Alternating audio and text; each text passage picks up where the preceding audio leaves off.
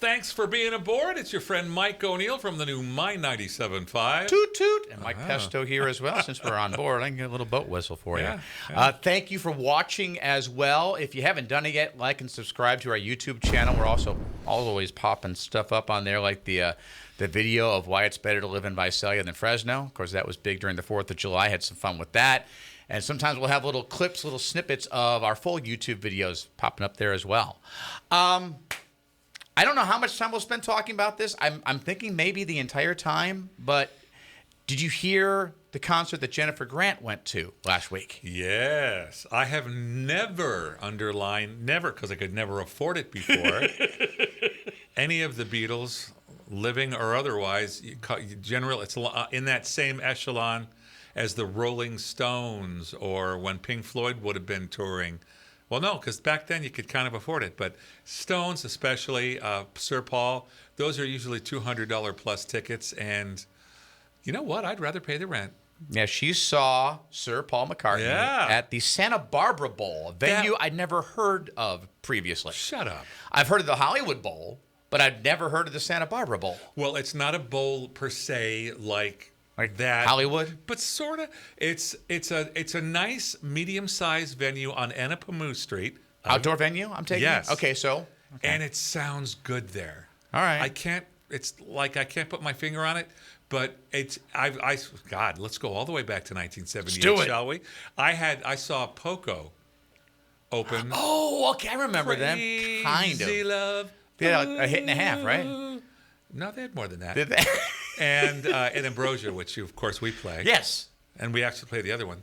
But yeah, that was one of my first concerts. That was the first concert I saw there. It's a nice little venue. You would enjoy it. So, any idea what ticket prices were? Not on the secondary market, but at face value, what they were to see Sir Paul McCartney at the Santa Barbara Bowl last week. Well, I remember what my daughter paid to see him the last time they were in either L.A. or San Jose or whatever, a big place. Yeah. And they were that, and that's why I said $200 and some. Was it? Am I going to fall off my chair? Buckle up. $462 per ticket, plus fees, a total of $505 per ticket. Mother puss bucket. I don't know if I love any artist that much. I know I don't. There's no way in hell. I'm sorry. I think I might have seen Pink Floyd. Or if it were possible, it helps when all the band members are alive. Yeah. I would have liked to have seen Led Zeppelin, but $500? I can't imagine any sing. Especially any solo artist. I wouldn't pay that much for Lollapalooza. I wouldn't pay that much to sit up front at the Dodgers. And those are big words for me. And I know you have to pay more to sit up front at the Dodgers. Yeah, you do. Especially now that they're in the postseason. No, but the third deck will be just fine for my family. But yeah, God, really? $5 billion? I double checked with her because I even made sure that's not secondary market. And she said that they took so many precautions to make sure tickets could not get on the secondary market. One of the things they did, which is what I want to spend the bulk of the time talking about today, is they did not allow anyone to bring their cell phone in. Now, they did digital tickets like almost everybody does now. So you get the ticket on your phone. So you show them your phone at the gate. They scan the little QR code. Oh, here you go, and they give you basically a paper ticket at that point, and they lock up your phone in this bag, basically, that I think you're able to carry with you, but it has to stay in the bag at all times. There are certain areas there at the venue where you can take your phone out that's nowhere near where you could see what's going on. Paul went to a lot of work. Yes. So for two reasons. Down. One, to make sure nobody had their phone out recording anything, and two, to make sure that you bought the ticket, you used the ticket. I don't think any got on the secondary market. So again, $505. It would make it hard to two-step. That's smart. Absolutely. So that may be something that a lot of artists do from this point on. But if you're paying that much for a ticket, I'm sorry. I don't care who you are. You can't then at that point tell me that I can or can't have my phone with me. That's ridiculous. Well, apparently he can. Not my world. I don't know if it's just been since COVID or if it's just getting older, but I've noticed with me, unless I take pictures and video, I'm only going to remember about a third of what experience we have. Case in point, remember years ago we had that big family trip to Walt Disney World. Right.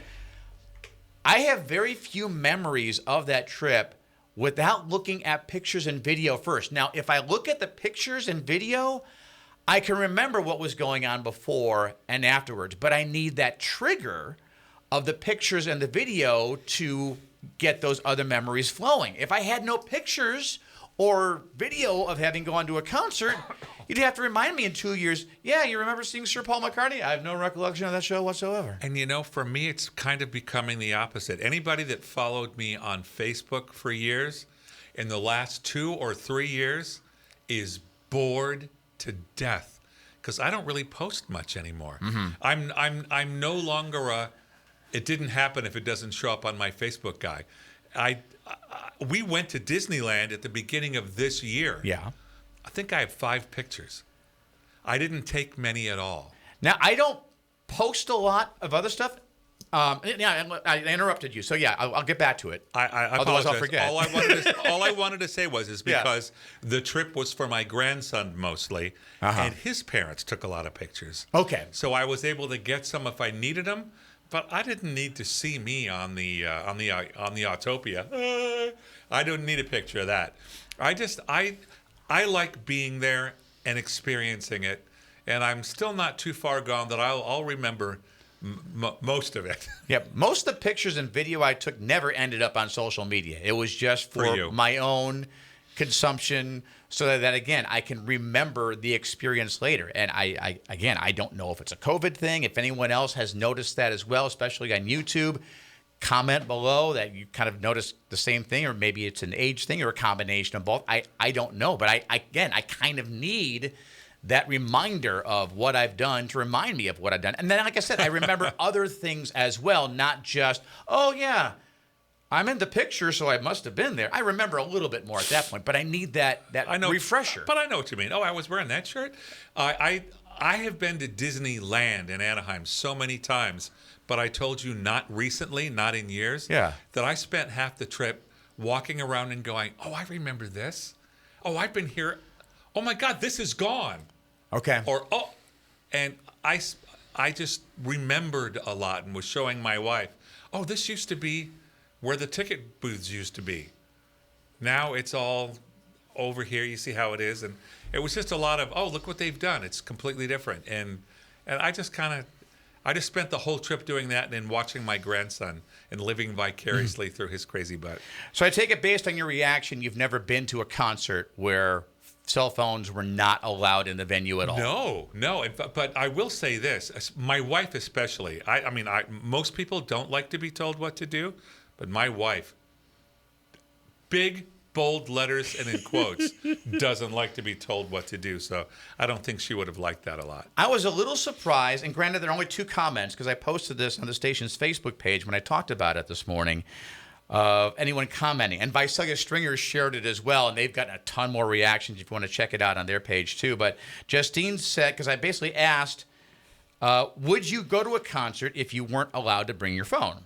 Justine said, yes, and I have been. Usually it's when they're recording the show for some type of special concert release, which I get that. Because you don't want to leak it. But even in that, I would say if it was for like a video, hey, for this next song, we're recording the actual music video. So if everyone wouldn't mind, please put their phones away because we want to make sure the camera's got the best views of everything.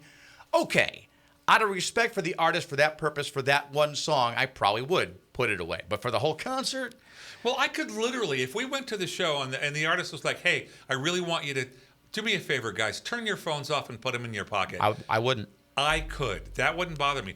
To leave it in my car, my husband head says, but that might be dangerous. What if something goes wrong? In that case, you would probably know need it. Before you even get to the venue, you can't bring your phone. You probably just leave it at home at that point because I know I'm going to the concert and back. But again, I would be nervous not having my phone because what if something happened? Yeah. What if something went wrong? I could respect his wish for me to not have it on and not be waving it in front of people behind me. But I would be nervous to not be able to. What if something happened like in Ohio in the 80s and somebody got trampled, or I would like, hey, we need help here. There's a shooter. Makes sense with the Paul McCartney show why they had those devices where you put the phone in a bag basically and you can only get access to it at certain areas and it had to be sealed up otherwise. My thinking again on it is, though, and I think I've mentioned this before, it used to be a hard and fast rule for me. I would not going to pay more than $100 for a concert everywhere. You charge me $505 for a concert ticket and you tell me keep my phone sealed up in a bag the whole night? I'm sorry, forget you. Because you have my money. Yeah. If I go to a restaurant, that's basically the chef telling me I'm going to send out the food how I want you to have it. You can't, no salt, no pepper. This is the meal you get because this is the meal you paid for. No, it's just the opposite. I'm paying for the meal in a sense. You're now working for me. You make it the way I want it. Like if someone served you a steak well done and said, you have to eat it that way. Nothing else on it because I'm the chef. This is the way I want to prepare this for you. Oh, I would never be back. Exactly. That's my same thinking with a concert, with any artist. My favorite artist telling me, nope, sorry, no phones allowed. So, sorry, you're not getting any of my money in that case. But I understand because the overreaction has gotten bad. I mean, artists are getting phones thrown at their heads. Well, so I understand. But so in that case, I would go back and say, well, police that one person. People shoot people all the time too. But I'm so against gun control to the point that no one can have guns anymore. Let's punish the people who deserve it, in that case, for throwing the phones, the beer, whatever it is. But don't punish everybody. I can live with that. And although I bet when you mentioned the knowing Jennifer and the passion she has for live music, I bet you she said something like $500. Yeah, it was a lot. Totally worth it. If I know Jennifer, that was her response. And we didn't spend as much time talking about that because I don't know if you heard it. I actually called her this morning before she came into the station, and we were talking about it a little bit. She told me a little bit about the show as well as our conversation about the phones. And she said, yeah, I'm not a fan of it either, but if that's what Sir Paul wants, that's what Sir Paul was going to get. Yep, and I can see that because that girl goes to more concerts than anybody I know. How much is she getting paid here anyway? I don't know, but she is at every show. I just noticed. A lot of the other reactions that I kind of got as well kind of wrapped around, well, yeah, I don't think people should have phones there. Okay, that's fine. You don't have to bring yours, right. But last I checked, this is America. If I want to bring mine, as long as I'm not obstructing your view by doing this all night, right. As long as I keep it down at waist level and I'm not blocking your view, what does it matter to you if I'm taking pictures and video and not disrupting your experience whatsoever? I just think Paul thought that was the only way that he could accomplish that goal, and so he implemented it. You know what would be interesting is to keep our eyes on it and see how long he does that. Let's see if it leans out to that, or if he keeps doing the complete no phones period. What worries me is if it's successful for him as far as he's concerned, then other artists saying, yeah, that's a good idea, and entire venues taking that on as their way of doing things. If that's the case, I see me going to a lot less concerts.